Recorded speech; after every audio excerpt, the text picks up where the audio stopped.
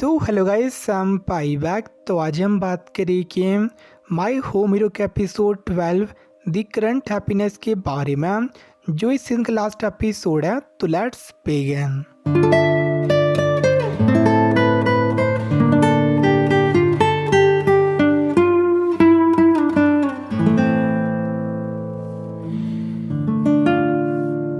तो last episode में तोरी तीसू को मारने वाला था और तीसू कुछ भी नहीं कर पा रहा था, और वहीं पे पुलिस भी बिल्डिंग के बाहर आ गई थी।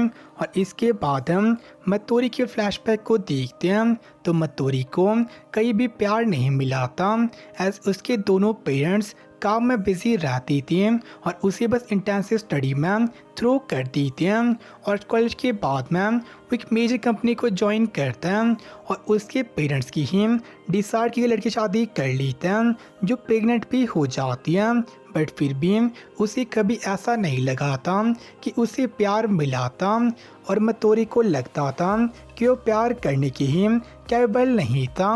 लेकिन तभी उसका बेटा पैदा होता, जिसे देख के वो भी खुश था। लेकिन फिर भी दोनों कभी क्लोज नहीं आते, और जैसे नोबुतो बड़ा होता है वो गलत रास्ते में चले जाता है और उसे जुबिलेंट टेंशन सेंटर यानी कि सुधार गृह भी जाना पड़ता है। और इसी वजह से मतोरी का डिवोर्स हो जाता है और अपनी जॉब को भी क्विट कर देता है। और उसके पास में कोई भी रीज़न नहीं था जिंदा रहने के लिए, और बस इतने पैसे कमा रहा था कि बस सरवाइव कर सके। लेकिन तभी एक दिन उसे ऑर्गेनाइजेशन अप्रोच करती है और बताती है कि जो कुछ भी हुआ था उसमें मतोरी की फॉल्ट नहीं थी, और उसे अपने बेटे से प्यार करना चाहिए, एज यही चीज़ करके वो फिर से ह्यूमन बन सकता है। और ऑब्वियसली ऑर्गेनाइजेशन ये सब कुछ कह रही थी ताकि मतोरी को यूज़ कर सके, और मतोरी भी उन्हें ज्वाइन कर लेता है। और उसकी पावर को देख के उसका बेटा भी खुश हो गया था, और उसी मूवमेंट से मतोरी एक ह्यूमन बनना स्टार्ट हो जाता। बट अब नोबुतो मर चुका था, और ये सब याद करके मतोरी की ग्रिप थोड़ी लूज हो जाती है। तो तेसो उस पे अटैक करके अपने आप को छुड़ा लेता है, और मतोरी को समझ नहीं आ रहा था कि जिस आदमी ने उसके बेटे को मारा था वो उसे मार क्यों नहीं पा रहा।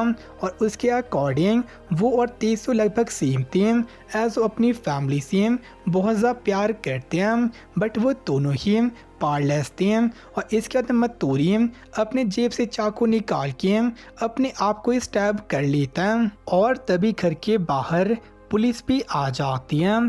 तो तेसो सोच रहा था सरेंडर करने की, बट अपनी फैमिली के लिए अब ये चीज़ नहीं कर सकता, और वो चुपचाप बैठ जाता।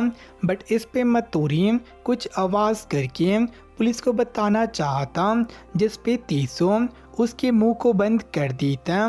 लेकिन फिर भी कुछ आवाज़ बाहर चली जाती है, और तेसो को ना चाहते हुए भी उन्हें रिप्लाई करना पड़ता। तो पुलिस वाले वहाँ पे नॉइसी कंप्लेन पे आए थे, और इस पे तेसो बहाना बनाता कि उसका हैमस्टर अपार्टमेंट में घूम रहा था, तो उसे पकड़ने का ट्राई कर रहा था, और इसी वजह से सारा शोर हो रहा था, और इसी कारण से वो डोर को ओपन नहीं कर सकता, और उनसे माफ़ी मांगता जो कुछ दिखते हो रही थी उसके लिए। और पुलिस वाले भी उसकी बात को मान जाते हैं और उसे वार्निंग दे के वहाँ से चले जाते हैं। और इसी बीच मतोरी भी ब्लड लॉस की वजह से वहाँ पे मर जाता है। और इसके बाद में जो ऑरेंज का मेंबर था वहाँ पे उसे देखने आता है, बट वहाँ पे कोई भी नहीं था। तो उससे लगता कि मतोरी वहाँ से ऑलरेडी चला गया था, बट असल में मतोरी की लाश और तेसो अभी बाथरूम में ही थे। और इसके बाद वो मेंबर कुबो को सब कुछ बताता है कि कैसे पुलिस की वजह से उसे वहाँ से थोड़ी समय ले जाना पड़ा था, और इसी मतोरी वहाँ से निकल गया था। तो कुबो उसे कहता है मतोरी को अकेला छोड़ने को, और दूसरे केस में तेसो को कॉल करके पूछती है कि वो कहाँ पे था और क्या वो उससे कोई बात छुपा रहा था। पर तेसु उसे क्या था, चिंता ना करने को और बस रिका को प्रोटेक्ट करने को। और वहीं पे रिका को भी तेसु की चिंता हो रही थी और इसी वजह से उसे याद आता कि बचपन में वो डूब के मरने वाली थी, लेकिन तेसु ने आके उसे बचा लिया था और उसका तेसु उसके लिए एक हीरो से कम नहीं था। और अभी जो कुछ भी हुआ था नोबुतो की वजह से उससे रिका समझ गई थी कि उसकी डैड हमेशा उसकी चिंता करती थी और उसकी देखभाल करती थी। और अब केसन और रिका दोनों ही उसका इंतज़ार कर रही थी। और वहीं पे तेसु एक गाड़ी में मत्तोरी की लाश और कुछ टूल्स को लेके एक सुनसान जगह चली जाता है। और जो फाइट हुई थी मत्तोरी और तेसु के बीच में, उससे तेसु बहुत ज़्यादा इंजर्ड था और साथ में बहुत ज़्यादा थक गया था।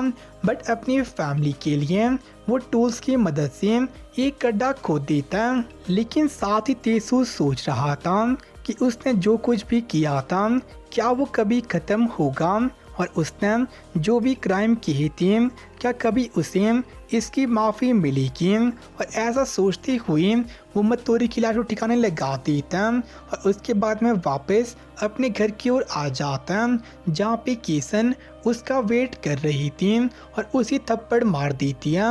एज वो तेसु के लिए बहुत ज़्यादा वरिड थी और उसे लग रहा था कहीं वो उसे खो ना दे। और घर पे रिका भी उसका वेट कर रही थी और वो भी उसके लिए बहुत ज़्यादा चिंतित थी। और तेसु ने सब कुछ एंड कर दिया था और फाइनली वो अपने घर पे आ गया था। और इसके बाद से वो तीनों अपनी नॉर्मल लाइफ को स्टार्ट कर देते हैं और साथ में एक पार्क में घूमने भी जाते हैं। तो इन तीनों का सब कुछ ठीक चल रहा था, लेकिन तभी जापान में एक टाइफून आ जाता है और जहाँ पे तेसु ने मत्तोरी की लाश को दबाया था वहाँ पे बहुत सा सरफेस रन ऑफ आ गया था। तो तेसु को बहुत ज़्यादा चिंता हो रही थी, लेकिन स्टिल वो होप कर रहा था कि सब कुछ ठीक होगा।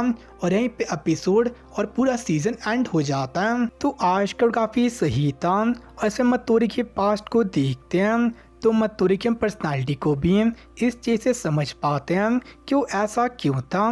उसे कभी भी प्यार नहीं मिला था और ना ही उसे प्यार करना आता था और इसी वजह से वो नोबुतो को प्यार करना चाहता ताकि ह्यूमन बन सके। और उसकी पत्नी इसमें उसका कोई सपोर्ट नहीं करती और उल्टा उसे डाइवोर्स दे देती है जब नोबुतो एक गलत रास्ते में चली जाता है। बट इसमें किसकी गलती थी, आपको क्या लगता है? बट मेरे अकॉर्डिंग सबसे ज़्यादा गलती मत्तोरी के पेरेंट्स थी, एज वो थोड़ा भी टाइम उसे नहीं देते थे। और इस एपिसोड में मत्तोरी अपने आप को ही मार देता है एज वो ऑलरेडी सब कुछ खो चुका था। और साथ ही तेसु उसकी लाश भी ठिकाने लगा देता है, बट अब भी उसमें जो गिल्ट थी वो जमा हो गई थी और वो सोच रहा था कि उसे कभी माफ़ी मिलेगी। तो आप कैसे आदमी को माफ़ कर सकते हैं, आप एक कमेंट कर देना।